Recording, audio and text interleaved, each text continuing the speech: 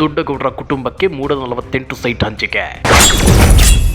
ಸಭಾಪತಿಗೆ ಮಾಜಿ CM BSY ಸಲ್ಲಿಸಿದ್ರು ದಾಖಲೆ. ಮೂಡ ಹಗರಣದಲ್ಲಿ ಯಾರೆಲ್ಲ ಬಿಜೆಪಿ ನಾಯಕರಿದ್ದಾರೆ? ಸಿಎಂ ಸಿದ್ದರಾಮಯ್ಯನವರ ಮೇಲೆ ಬಿಜೆಪಿ ನಾಯಕರು ವಿನಾಕಾರಣ ಸುಳ್ಳು ಪುಳ್ಳು ಆರೋಪಗಳನ್ನು ಮಾಡ್ತಿದ್ದಾರೆ. ಮೂಡ ಪ್ರಕರಣದಲ್ಲಿ ದೊಡ್ಡ ಹಗರಣ ನಡೆದು ಹೋಗಿದೆ ಅನ್ನೋ ರೀತಿ ಬಿಂಬಿಸಲಾಗುತ್ತಿದೆ. ಆದ್ರೆ ಇದಕ್ಕೆ ಸೂಕ್ತ ಸಾಕ್ಷ್ಯಾಧಾರಗಳೇ ಇಲ್ಲ ಅನ್ನೋ ಮಾತುಗಳು ಕೇಳಿ ಬರ್ತಿವೆ. ಈ ನಡುವೆ ದೊಡ್ಡಗೌಡರ ಕುಟುಂಬಕ್ಕೆ ಮೂಡದಿಂದ 48 ಸೈಟು ಹಂಚಿಕೆಯಾಗಿರೋ ಸುದ್ದಿ ಸಿಕ್ಕಾಪಟ್ಟೆ ಸದ್ದು ಮಾಡ್ತಾ ಇದೆ.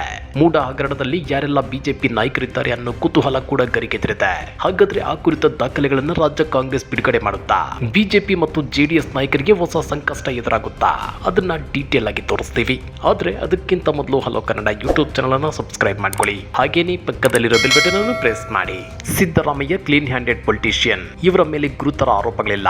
ಆದ್ರೆ ಈ ಸಲ ಸಿದ್ದರಾಮಯ್ಯನವರ ಮೇಲೆ ಗುರುತರ ಆರೋಪ ಹೊರಿಸಲೇಬೇಕು ಅಂತೇಳಿ ಬಿಜೆಪಿ ನಾಯಕರು ಭಾವಿಸಿದಂತಿದೆ. ಹೀಗಾಗಿ ಬಿಜೆಪಿ ನಾಯಕರು ಸಿದ್ದರಾಮಯ್ಯ ತಮ್ಮ ಸಿಎಂ ಸ್ಥಾನಕ್ಕೆ ರಾಜೀನಾಮೆ ಕೊಡಬೇಕು ಅಂತೇಳಿ ಪಟ್ಟು ಹಿಡಿಯುತ್ತಿದ್ದಾರೆ. ಆದ್ರೆ ಇತ್ತ ರಾಜ್ಯ ಕಾಂಗ್ರೆಸ್ ನಾಯಕರು ಬಿಜೆಪಿ ನಾಯಕರ ಈ ಪ್ರತಿಭಟನೆಯನ್ನ ಟೀಕಿಸಿದ್ದಾರೆ. ನಿವೇಶನ ಹಂಚಿಕೆಯ ವಿಷಯದಲ್ಲಿ ಅನಗತ್ಯವಾಗಿ ಸಿಎಂ ಸಿದ್ದರಾಮಯ್ಯ ಅವರ ಹೆಸರನ್ನ ತರುವ ಮೂಲಕ ಬಿಜೆಪಿ ದ್ವೇಷದ ರಾಜಕಾರಣ ಮಾಡುತ್ತಿದೆ ಅಂತೇಳಿ ಕಿಡಿಕಾರಿದ್ದಾರೆ. ಜೊತೆಗೆ ದೆಹಲಿ ಸಿಎಂ ಅರವಿಂದ್ ಕೇಜ್ರಿವಾಲ್ ರೀತಿ ಸಿದ್ದರಾಮಯ್ಯನವರನ್ನ ಸುಳ್ಳು ಆರೋಪಗಳಲ್ಲಿ ಸಿಲುಕಿಸಲು ಬಿಜೆಪಿ ಯತ್ನ ನಡೆಸುತ್ತಿದೆ ಅಂತೇಳಿ ಆರೋಪಿಸಿದ್ದಾರೆ. ಈ ಬಗ್ಗೆ ಆಕ್ರೋಶ ಹೊರಹಾಕಿರೋ ಕಾಂಗ್ರೆಸ್ ಸಮಿತಿ ಮೈಸೂರು ನಗರ ಮತ್ತು ಗ್ರಾಮಾಂತರ ಕಾಂಗ್ರೆಸ್ ಸಮಿತಿ ವತಿಯಿಂದ ಇತ್ತೀಚೆಗೆ ಬೃಹತ್ ಪ್ರತಿಭಟನಾ ಧರಣಿ ನಡೆಸಿತ್ತು. ಆದ್ರೀಗ ಬಿಜೆಪಿ ನಾಯಕರ ಈ ಪ್ಲಾನ್ ಬಗ್ಗೆ ಎಚ್ಚೆತ್ತುಕೊಂಡಿರೋ ರಾಜ್ಯ ಕಾಂಗ್ರೆಸ್ ನಾಯಕರು ಮೂಡ ಪ್ರಕರಣದಲ್ಲಿ ಸಿದ್ದರಾಮಯ್ಯನವರ ಹೆಸರನ್ನ ಅದ್ಯಾಕೆ ಹೇಗೆ ವ್ಯವಸ್ಥಿತವಾಗಿ ಸಿಲುಕಿಸುವ ಪ್ರಯತ್ನ ನಡೆಯುತ್ತಿದೆ ಅನ್ನೋದನ್ನ ಎಳೆಯಾಗಿ ಬಿಚ್ಚಿಡಲು ಯತ್ನಿಸುತ್ತಿದ್ದಾರೆ. ಮೂಡ ಅವರು ಪಾರ್ವತಿ ಅವರಿಗೆ ಕಾನೂನು ಪ್ರಕಾರ ನಿವೇಶನಗಳನ್ನು ನೀಡಿದ್ದು ಬಿಜೆಪಿ ಆರೋಪ ನಿರಾಧಾರ ಎನ್ನಲಾಗ್ತಿದೆ. ದೆಹಲಿ ಸಿಎಂ ಅರವಿಂದ್ ಕೇಜ್ರಿವಾಲ್ ಅವರಂತೆ ಸಿದ್ದರಾಮಯ್ಯ ಅವರನ್ನ ಸುಳ್ಳು ಪ್ರಕರಣದಲ್ಲಿ ಸಿಲುಕಿಸಲು ಬಿಜೆಪಿ ಬಯಸುತ್ತಿದೆ ಮತ್ತು ಸಿದ್ದರಾಮಯ್ಯನವರನ್ನ ಜೈಲಿನಲ್ಲಿ ನೋಡಲು ಉತ್ಸುಕವಾಗಿದೆ ಅಂತೇಳಿ ಕೆಪಿಸಿಸಿ ವಕ್ತಾರ ಎಂ ಲಕ್ಷ್ಮಣ್ ಆರೋಪಿಸಿದ್ದಾರೆ.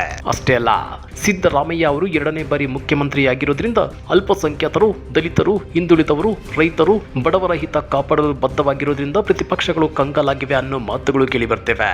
ಪರಿಸ್ಥಿತಿ ಹೀಗಿರುವಾಗಲೇ ಮೈಸೂರು ನಗರಾಭಿವೃದ್ಧಿ ಪ್ರಾಧಿಕಾರದಲ್ಲಿ ಅಕ್ರಮ ಆರೋಪಕ್ಕೆ ಸಂಬಂಧಿಸಿದಂತೆ ನ್ಯಾಯಾಂಗ ತನಿಖೆಗೆ ಸರ್ಕಾರ ಆಯೋಗ ರಚಿಸಿದೆ. ಹೈಕೋರ್ಟ್ನ ನಿವೃತ್ತ ನ್ಯಾಯಮೂರ್ತಿ ಪಿಎನ್ ದೇಸಾಯಿ ನೇತೃತ್ವದ ಏಕಸದಸ್ಯ ಆಯೋಗ ರಚನೆ ಮಾಡಿದ್ದು 6 ತಿಂಗಳೊಳಗೆ ವರದಿ ನೀಡುವಂತೆ ವಿಚಾರಣಾ ಆಯೋಗಕ್ಕೆ ಸೂಚನೆ ನೀಡಲಾಗಿದೆ. ಅಷ್ಟೇ ಅಲ್ಲ, ಮೂಡ ಹಗರಣವನ್ನ ಬಿಜೆಪಿ ಮತ್ತು ಜೆಡಿಎಸ್ಗೆ ತಿರುಗುಬಾಣ ಮಾಡೋದಕ್ಕೆ ಕಾಂಗ್ರೆಸ್ ಪ್ಲಾನ್ ಮಾಡಿದೆ. ಈ ಹಿಂದೆ ಯಾವೆಲ್ಲ ಬಿಜೆಪಿ ಮತ್ತು ಜೆಡಿಎಸ್ ನಾಯಕರು ಮೂಡದಿಂದ ಸೈಟ್ ಪಡೆದುಕೊಂಡಿದ್ರು ಅನ್ನೋ ದಾಖಲೆ ಕಲೆ ಹಾಕ್ತಿದೆ. ಈ ವೇಳೆ ಮಾಜಿ ಪ್ರಧಾನಿ ಎಚ್ ಡಿ ದೇವೇಗೌಡರ ಕುಟುಂಬಕ್ಕೆ ಮೂಡದಿಂದ 48 ಸೈಟ್ ಹಂಚಿಕೆ ಆರೋಪ ಕೇಳಿಬಂದಿದೆ. ಈ ಪ್ರಕರಣಕ್ಕೆ ಸಂಬಂಧಿಸಿದಂತೆ ದಾಖಲೆ ಕೊಡಲು ಬಿಜೆಪಿ ರಾಜ್ಯಾಧ್ಯಕ್ಷ ಬಿ.ವೈ. ವಿಜಯೇಂದ್ರ ನಿವಾಸಕ್ಕೆ ನಿನ್ನೆ ಕಾಂಗ್ರೆಸ್ ಮುಖಂಡರು ಭೇಟಿ ನೀಡಿದ್ರು. ಆದ್ರೆ ಅವರನ್ನು ರಸ್ತೆಯಲ್ಲೇ ತಡೆದ ಪೊಲೀಸರು ವಾಪಸ್ ಕಳಿಸಿದ್ದಾರೆ. ನಿಮಗೆ ಗೊತ್ತಿರಲಿ, 2011ರಲ್ಲಿ ದೇವೇಗೌಡರ ಕುಟುಂಬಕ್ಕೆ 148 ಸೈಟ್ ಹಂಚಿಕೆ ಮಾಡಿದೆ ಅಂತೇಳಿ ಮಾಜಿ ಸಿಎಂ ಬಿಎಸ್ವೈ ಗಂಭೀರ ಆರೋಪ ಮಾಡಿದ್ರು. ಅದಕ್ಕೆ ಸಂಬಂಧಿಸಿದ ದಾಖಲೆಗಳನ್ನ ಯಡಿಯೂರಪ್ಪ ಸಭಾಪತಿಗೆ ಸಲ್ಲಿಸಿದ್ರು. ಈ ಹಿನ್ನೆಲೆಯಲ್ಲಿ ಈ ಆರೋಪಕ್ಕೆ ಸಂಬಂಧಿಸಿದ ದಾಖಲೆ ಕೊಡಲು ವಿಜಯೇಂದ್ರ ನಿವಾಸಕ್ಕೆ ಮಾಜಿ ಪರಿಷತ್ ಸದಸ್ಯ ರಮೇಶ್ ಬಾಬು ಮತ್ತು ಯುವ ಕಾಂಗ್ರೆಸ್ ಮುಖಂಡ ಮನೋಹರ್ ಆಗಮಿಸಿದ್ರು. ಆದ್ರೆ ನಿವಾಸದ ಬಳಿ ಕಾಂಗ್ರೆಸ್ ಮುಖಂಡರನ್ನ ಪೊಲೀಸರು ತಡೆದಿದ್ದಾರೆ. ಈ ವೇಳೆ ದೊಡ್ಡಗೌಡರ ಕುಟುಂಬಕ್ಕೆ 148 ಸೈಟ್ ಹಂಚಿಕೆ ಮಾಡಿರೋ ಪ್ರಕರಣವನ್ನ ಬಿಜೆಪಿ ಸಿಬಿಐ ತನಿಖೆಗೆ ಒಪ್ಪಿಸುತ್ತದೆಯೇ ಅಂತೇಳಿ ರಮೇಶ್ ಬಾಬು ಗಂಭೀರ ಪ್ರಶ್ನೆ ಕೇಳಿದ್ದಾರೆ. ಜೊತೆಗೆ ಮೂಡ ಹಗರಣದಲ್ಲಿ ಯಾರೆಲ್ಲ ಬಿಜೆಪಿ ನಾಯಕರು ಎಷ್ಟು ನಿವೇಶನಗಳನ್ನ ಪಡೆದುಕೊಂಡಿದ್ದಾರೆ ಅಂತ ತಿಳಿಸಲಿ. ಯಾಕಂದ್ರೆ ಬಿಜೆಪಿ ಅಧಿಕಾರದಲ್ಲಿದ್ದಾಗಲೇ ಮೈಸೂರಿನ ಮೂಡದಲ್ಲಿ ಹೆಚ್ಚೆಚ್ಚು ಹಗರಣಗಳು ನಡೆದಿವೆ ಅಂತೇಳಿ ಕಾಂಗ್ರೆಸ್ ನಾಯಕರು ಆರೋಪಿಸುತ್ತಿದ್ದಾರೆ. ಹಾಗಾದ್ರೆ ಸಿಎಂ ಸಿದ್ದರಾಮಯ್ಯ ಮೂಡ ಹಗರಣದ ಬಗ್ಗೆ ಸದನದಲ್ಲೇ ಇಂಚಿಂಚು ಮಾಹಿತಿ ಬಿಚ್ಚಿಡ್ತಾರ? ಯಾವೆಲ್ಲ ಬಿಜೆಪಿ ಮತ್ತು ಜೆಡಿಎಸ್ ನಾಯಕರು ಮೂಡದಿಂದ ಸೈಟುಗಳನ್ನು ಪಡೆದಿದ್ದಾರೆ ಅನ್ನೋ ಮಾಹಿತಿ ಜೊತೆಗೆ ಅದೆಲ್ಲವನ್ನು ತನಿಖೆಗೆ ಒಪ್ಪಿಸುತ್ತಾರ?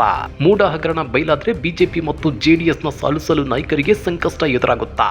ಕಮೆಂಟ್ ಮಾಡಿ, ವಿಡಿಯೋ ಲೈಕ್ ಮಾಡಿ, ಶೇರ್ ಮಾಡಿ. ಇಂಥ ಮತ್ತಷ್ಟು ರೋಚಕ ರಾಜಕೀಯ ಸುದ್ದಿಗಳನ್ನ ಮಿಸ್ ಮಾಡದೆ ನೋಡಬೇಕು ಅಂದ್ರೆ ಹಲೋ ಕನ್ನಡ ಯೂಟ್ಯೂಬ್ ಚಾನಲ್ ಅನ್ನ ಸಬ್ಸ್ಕ್ರೈಬ್ ಮಾಡ್ಕೊಳ್ಳಿ.